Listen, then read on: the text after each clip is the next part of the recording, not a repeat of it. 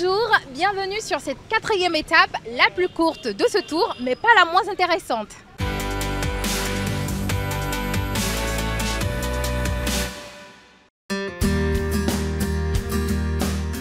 L'est du pays accueille le Tour dans une riche région agricole. Manioc, patates douces et maïs sont cultivés dans les nombreux champs autour de Weny. Weny qui accueille le départ de cette quatrième étape. Le parcours d'aujourd'hui comporte 97 km à parcourir jusqu'à Porto Novo, la capitale du Bénin. Les écarts sont minimes entre les leaders, 10 hommes se tiennent en 30 secondes. Le maillot jaune est porté par l'Érythréen Yoel Aptib, qui ne possède que 2 secondes d'avance sur l'Algérien Azzedine Lagab et 5 secondes sur le Marocain Houssen El Sabahi. L'étape est propice aux attaques, la première heure de course se dispute à une moyenne de 45 km/h.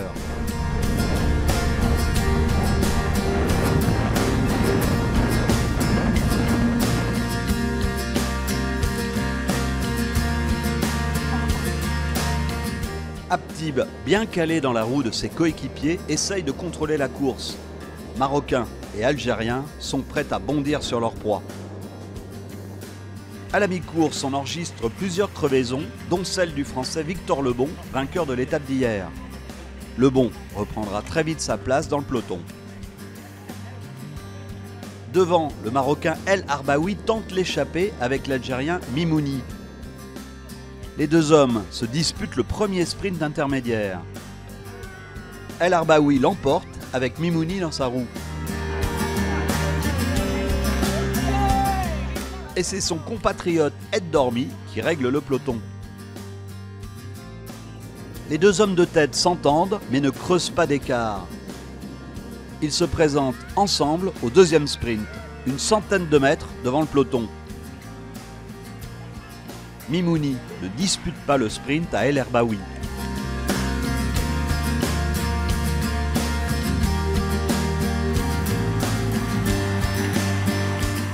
À l'entrée de Porto Novo, à 10 km de l'arrivée, le peloton s'étire mais reste groupé.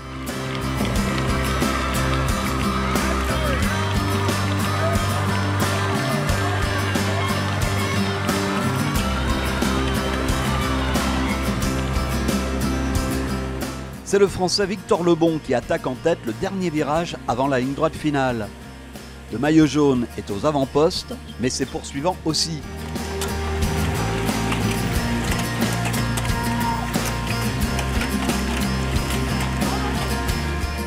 Le sprint final a lieu dans un faux plat montant. Marocains et Algériens lancent le sprint. Aptib est dans leur roue.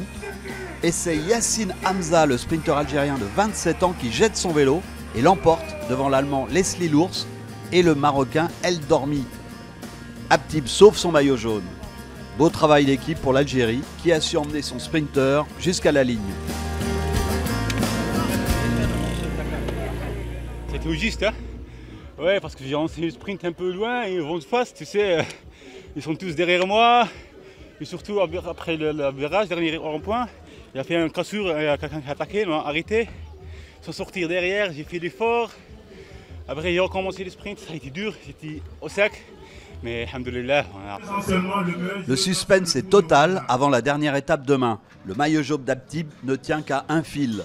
L'Algérien Lagab et le Marocain Ed Dormi sont à 2 secondes seulement et 2 autres Marocains sont en embuscade à 3 et 4 secondes.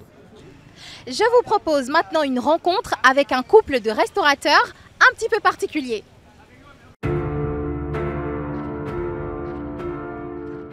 Notre force, c'est quoi? Je pense que c'est d'être ensemble aussi. C'est une force pour nous de travailler ensemble et de se soutenir en fin de compte mutuellement.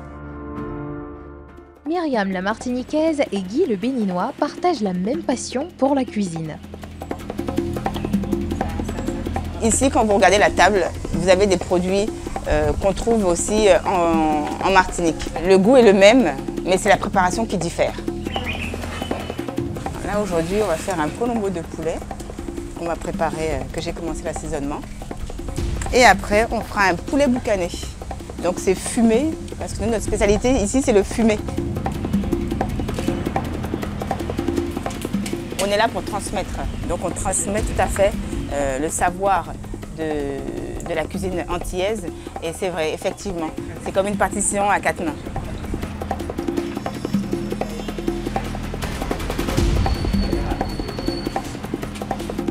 On est tous les deux en cuisine. On est vraiment, c'est un moment de partage où le matin on cuisine ensemble, on réfléchit aux plats qu'on pourrait proposer. C'est pas un restaurant comme on dit béninois, c'est pas un restaurant martiniquais, c'est vraiment plein de saveurs sur une carte. Vous pouvez avoir des mets martiniquais, antillais, vous pouvez avoir même des plats des fois de Haïti. C'est vraiment les épices et les saveurs qu'on mélange dans cet endroit. Ouvrir un restaurant à Ouidah n'est pas un hasard.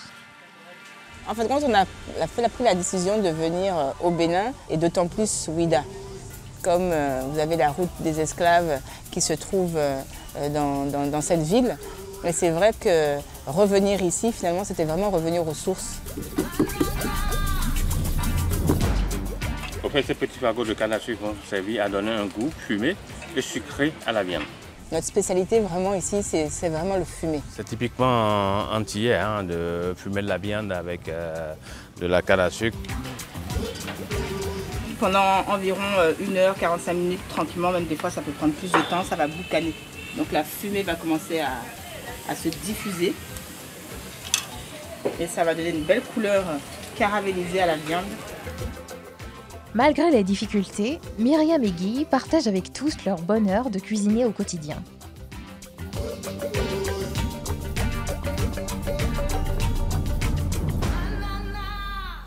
Merci beaucoup pour votre fidélité et à bientôt sur TV5 Monde.